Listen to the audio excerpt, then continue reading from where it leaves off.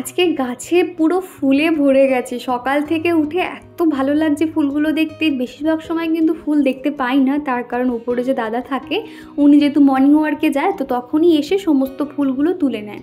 আর আজকে অনেক দিন বাদে আর কি ফুলগুলো দেখতে পেয়ে ভাবলাম আগে তোমাদেরকে দেখাই, তারপর আর কি তুলবো।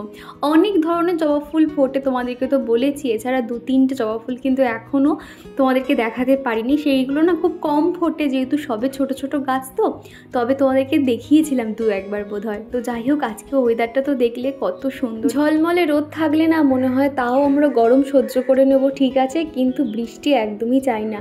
শুনছি দুর্গাপুজোর প্রত্যেকটা দিন কিনা বৃষ্টি হবে। তো ভাবো, বৃষ্টির সময় কিন্তু নতুন শাড়ি পরে যে একটু সাজুগুজু করে বাড়াবো সেটার তো ইচ্ছে হয় না। ঠাকুরের কাছে এখন সারাক্ষণ একটাই প্রার্থনা করছি, রোদ হয় যাই হোক তাও আমরা অ্যাডজাস্ট করে নেব, কিন্তু বৃষ্টিটা না হোক। তো যাই হোক, সকালে উঠে আমি নিচে আগে না ভালো করে ফ্রেশ হয়ে নিই, আর কাজকর্ম শুরু করার আগে ভগবানের প্রণাম করে নিই। এতে সারা দিনটা যাতে আমি এনার্জি নিয়ে কাজকর্ম করতে পারি।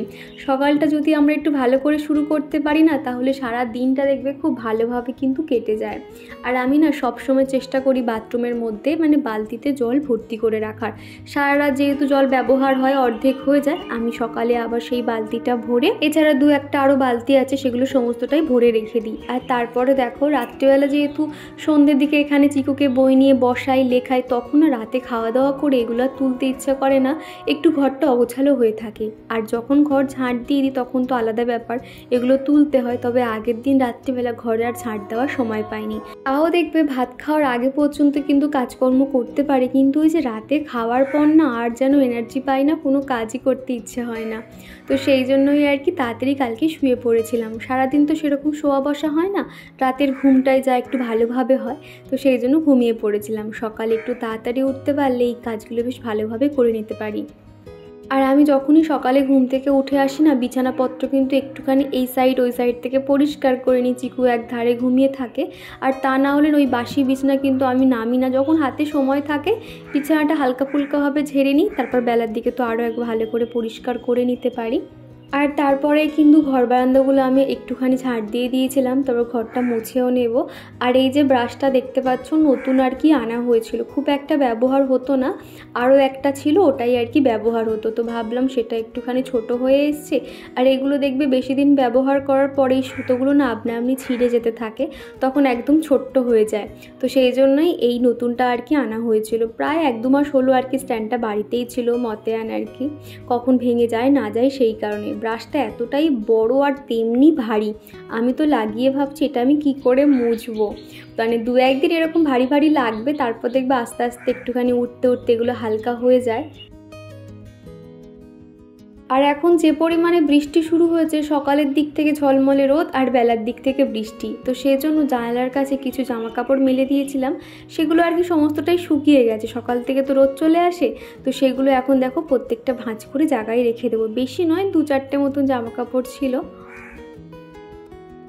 আর ডালিয়া বলেছ, আমরা এখন ঝকঝকে পরিবেশে থেকে এতটাই অভ্যস্ত হয়ে গেছি যে অন্ধকার আর একদমই ভালো লাগে না। সত্যি কথা, এখানে কিন্তু লোডশেডিং হয় না বললেই চলে, তবে এই দুর্গাপুজোর সময় দেখবে একটু আধটু কিন্তু লোডশেডিং হয়, ঠিক সেরকমই এখানে হচ্ছে। তবে 1/2 ঘন্টা 10-15 মিনিটের জন্য প্রায় সময় যাওয়া শুরু করেছে। তবে একটাই কষ্ট হয়ে যায় রাত্রিবেলা গেলে, রাতের দিকে না তখন ওই ঘুম পড়ে আর পাখার হাওয়া টানতে ইচ্ছে করে না। তো একটা দিক থেকে রেহাই পেয়ে গেছি, আমাদের ব্যাটারি দেওয়া ছোট একটা টেবিল পাখা আছে, সেটাই মাথার কাছে চালিয়ে দিই, অন্তত চিকুর খুব ভালোভাবে হয়ে যায়। আমাদের বাড়িতে যাদের ছোট বাচ্চা আছে চিকুর মতন, এরকম একটা চার্জেবল একটা পাখা নিয়ে নিও, তাহলে দেখবে অনেকটাই উপকার হবে।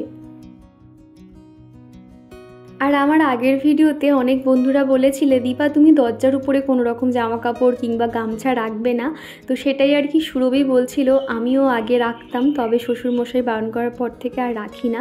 তো সত্যি আমি তো জানতাম না, যখন শুনেছি আমিও আর রাখবো না। তবে হয়ে যায় জানো তো, সেটা হয়তো এক সময় খেয়াল থাকলো না, নিজেই কখন রেখে দিই, এমনকি চিকুর পাপাও রেখে দেয়। আসলে না এগুলো সমস্তটাই অভ্যেস হয়ে গেছে, আমিও মাঝে মধ্যে রেখে দিই, কিন্তু এই অভ্যেসটা চেঞ্জ করতে হবে, তা না হলে সংসারে যখন একটা অমঙ্গল শুনেছি সেটা না করাই ভালো। আর এইদিকে আগের রাতে যে বাসনগুলো মেজে রেখেছিলাম সেগুলো সমস্তটাই শুকিয়ে গেছে, এখন প্রত্যেকটা জায়গায় রেখে দিচ্ছি। আর এই যে ঝুড়িটা এনে এত সুবিধা হয়েছে, অনেক জিনিসপত্র রাখতে পারি আর কি। আর আজকে না সকালে ভাবলাম টিফিনে একটু লুচি বানাবো, কিন্তু ওই যে লুচি বানানোর জন্য হাতে তো একটু সময় লাগে, অনেকটা তেল দিয়ে একটা একটা করে ভাজতে হয়। তো সেই জন্য ভাবলাম যে না, হাতে তো এত সময় নেই, তার থেকে বরঞ্চ পরোটাই বানিয়ে নিই। তো সেই জন্য লুচি আর বানাইনি, ওই একই রকম ময়দা মেখেছিলাম, ওইগুলো দিয়েই পরোটা বানিয়েছিলাম। আর সাথে বানাচ্ছি মাটন দিয়ে ঘুগনি। তোমরা কখনো বানিয়েছো? আমি কিন্তু ফার্স্ট টাইম ট্রাই করছি। রেসিপিটা আমি আগের দিন রাত্রিবেলা ইউটিউবে দেখে নিয়েছিলাম, ছোলার ডাল দিয়ে মাটন কিমা দিয়ে একটা ডাল মতন বলতে পারো। এগুলো হচ্ছে কি লুচি পরোটা রুটির সঙ্গে ভীষণ সুন্দর খেতে লাগে। ডাল দিয়ে যে মাটন এত সুন্দর হয় না, আমি আগে জানতাম না। অন্যদিকে কিন্তু ছোলার ডাল আগের দিন রাতে ভিজিয়ে রেখেছিলাম, সেটাই সকালে একদিকে ওই প্রেসারে দিয়ে মাটনটা আর ডালটাকে সিদ্ধ করে নিয়েছিলাম।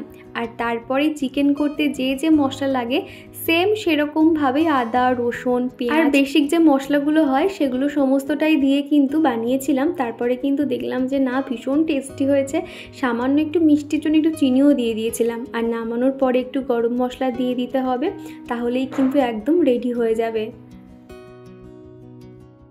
ময়দা মেখে যেহেতু খানিকক্ষণ রেস্টে রাখতে হবে, সেই জন্য আগে ভাগে ময়দাটা মেখে উপর থেকে তেল লাগিয়ে একটা ভেজা কাপড় মুড়ে রেখে দিয়েছি। তারপরে এদিকে আর কি তরকারিটা বসিয়েছি, তাহলে কিন্তু পরোটাগুলো খুব ভালো হবে। পরোটাগুলো না চৌকো করে বেললে কিন্তু বেশি ফোলে আমার মনে হয়। তো আজকে তাড়াহুড়োর জন্য আমি গোল গোল করেই বেলে নিয়েছিলাম, তবে সেগুলো আর দেখাতে পারিনি। এইটা বানানোর পর থেকে চিকুর পাপা একটু তাড়াহুড়ো করছিল, ওই 9টার আগেই বার হওয়ার চেষ্টা করে। তো সেই জন্য আমি অফ ক্যামেরাতেই সমস্তটাই সেরে নিয়েছিলাম। আর এইদিকে দেখো ছোলার ডাল আর এদিকে মাটনটা সিদ্ধ বসিয়েছিলাম, মোটামুটি 5-6টা মতো সিটি দিয়ে দিয়েছিলাম, আর সাথে একটু লবণও দিয়েছিলাম। তো দেখো আমি কিন্তু একটু ঝোল ঝোল রেখেছি, কেননা ডাল তো অনেকটাই ঘন হয়ে যাবে রাখার পরে, তো সেই জন্য একটু পাতলা অবস্থায় রেখেছিলাম।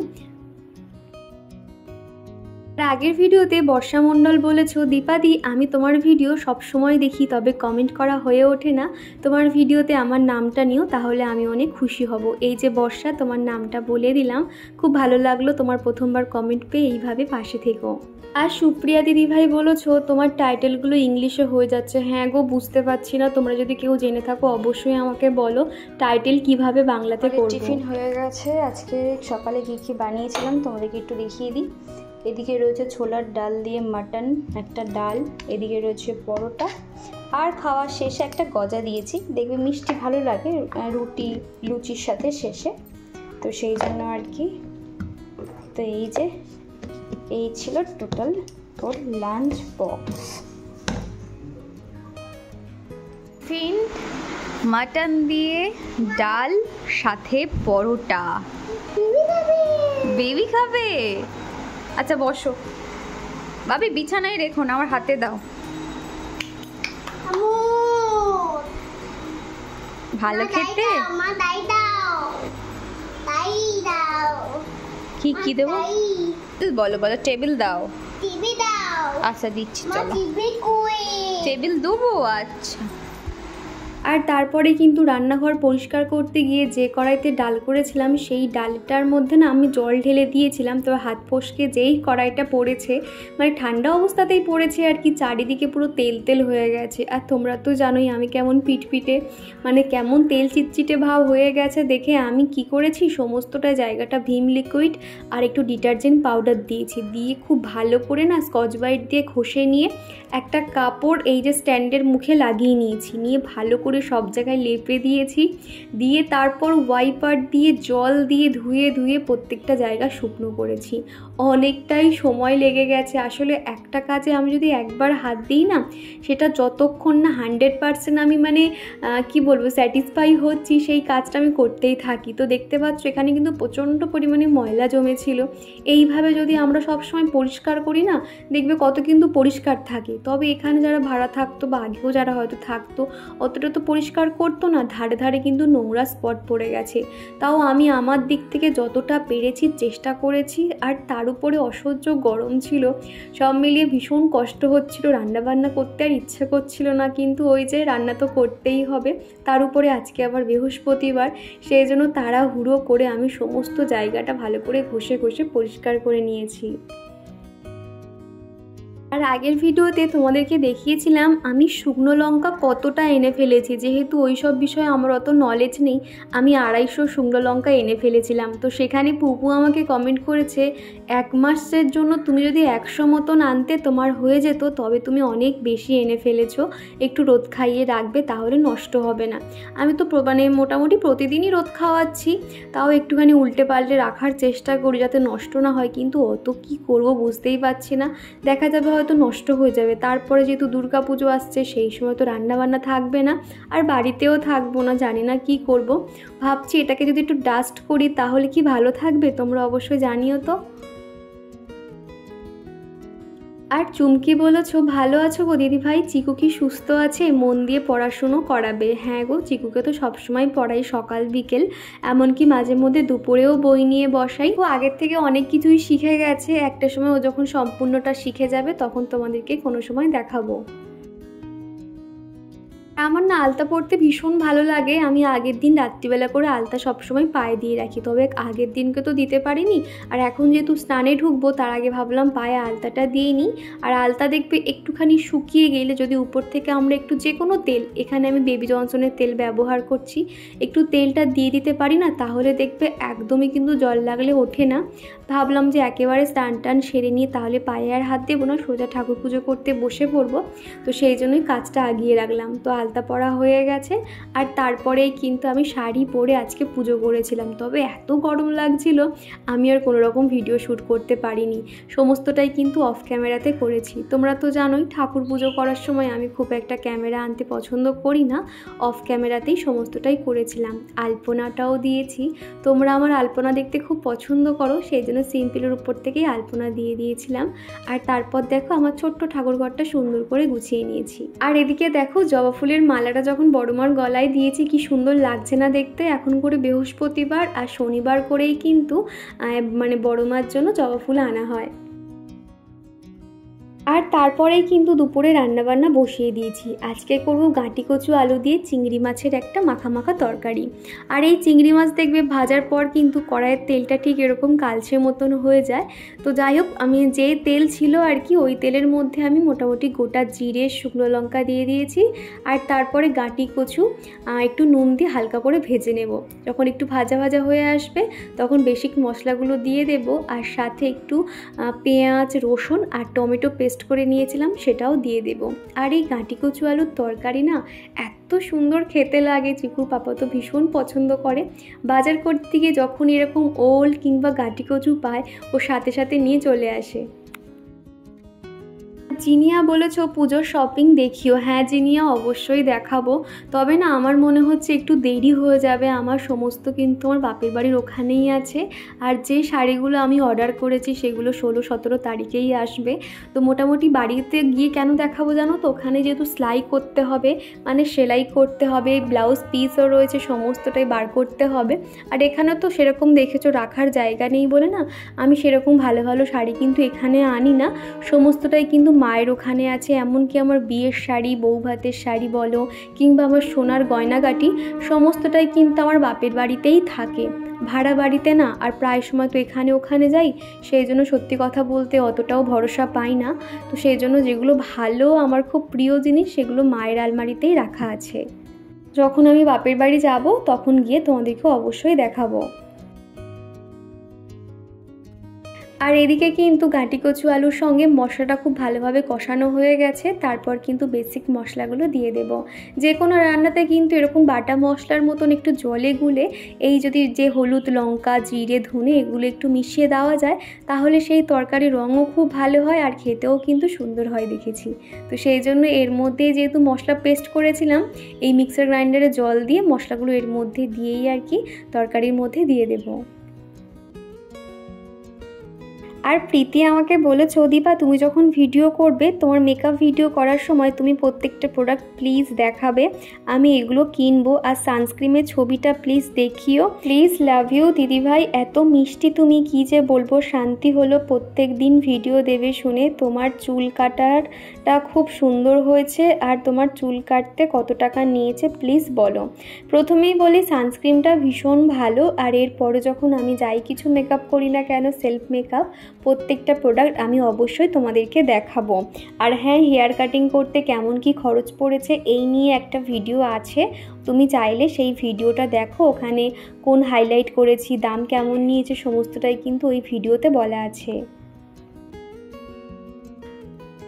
আর তারপরে কিন্তু রান্নাবান্না সেরে আমি কয়েকটা বাসন ছিল সেগুলো এখন মেজে নিচ্ছি। আর এরই সঙ্গে চলো আমার প্রিয় দিদিভাই এবং বোনেদের নামগুলো বলা যাক।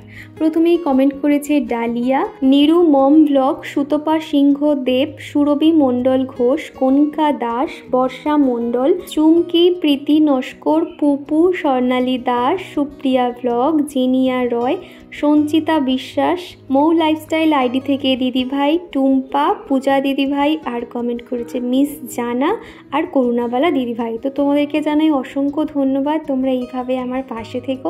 প্রতিদিন যে তোমাদের কমেন্ট পাই আমি ভীষণ ইন্সপায়ার হই তোমাদের প্রত্যেকটা কমেন্ট থেকে, এইভাবে আমাকে কমেন্ট করতে থেকো। আর এখন বাসনগুলো মেজে না এই সেলফের উপরে উপর করে রাখছি, কেননা আমি খুব একটা সেলফে রাখি না, ঝুড়ির মধ্যেই রাখি। তবে অত বড় ঝুড়ি তো, আর এইটুকুনি বাসনের জন্য ঝুড়িটা ভিজিয়ে কাজ নেই, কেননা ঝুড়িটাও কিন্তু বারবার যখন ভেজানো হয় কিংবা জল জল থাকে না, তখন দেখেছি কিন্তু একটা শ্যাওলা শ্যাওলা ভাব চলে আসে। তো ভাবলাম এখন আপাতত থাক, তারপর নয় আর কি গুছিয়ে রাখবো এখন। তো যাই হোক, এদিকে কিন্তু দুপুরে রান্নাবান্না রেডি। ওই যে উচ্ছে আলু ভাজা করেছিলাম, গাটি কচু আলু দিয়ে মাছের তরকারি, এদিকে ডিম সিদ্ধ আর রয়েছে শশা। এই ছিল দুপুরের খাওয়া দাওয়া। আর আগের দিনকে মিষ্টি দই এনেছিল, সেটা আর খাওয়া হয়নি জানো, তো ভাবলাম এখনই দেখি মিষ্টি দইটা খাওয়া যাক। এই দুপুরে খাওয়া দাওয়ার পর একটু আইসক্রিম খেতে ইচ্ছে হয়, তবে আইসক্রিম তো এখন আনা হয় না, এই যে মাঝে মধ্যে বৃষ্টি রোদের জন্য ওয়েদার খারাপ, কম বেশি সবারই জ্বর। তো দেখো এই যে মিষ্টি দইটা কত সুন্দর, খানিকটা নেব।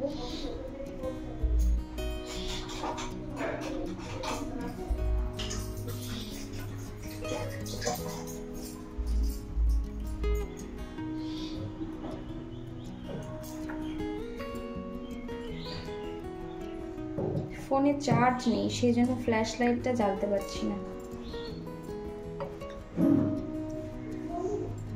আমার মিষ্টি দই না আমি খুব একটা খেতে পারি না, খুব মিষ্টি না, আমার মিষ্টি প্রিয় না।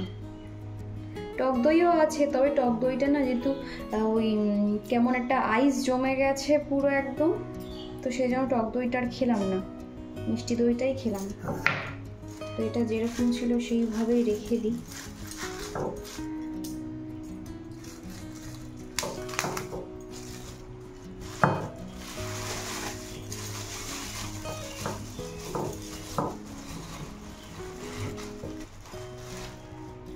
তারপর কিন্তু বিকেলের দিকে চিকুকে বই নিয়ে বসিয়েছি, কেননা চিকুকে না এখন থেকে কিন্তু সমস্তটাই শেখাচ্ছি, তবে পুরাতন যেগুলো আর কি ওকে শিখিয়েছি, লেফট কার্ভ, রাইট কার্ভ, মানে ওই হেলাদারি এরকম গোল করে ঘোরানো, সমস্তটাই কিন্তু একটু করে প্র্যাকটিস করতে হয়।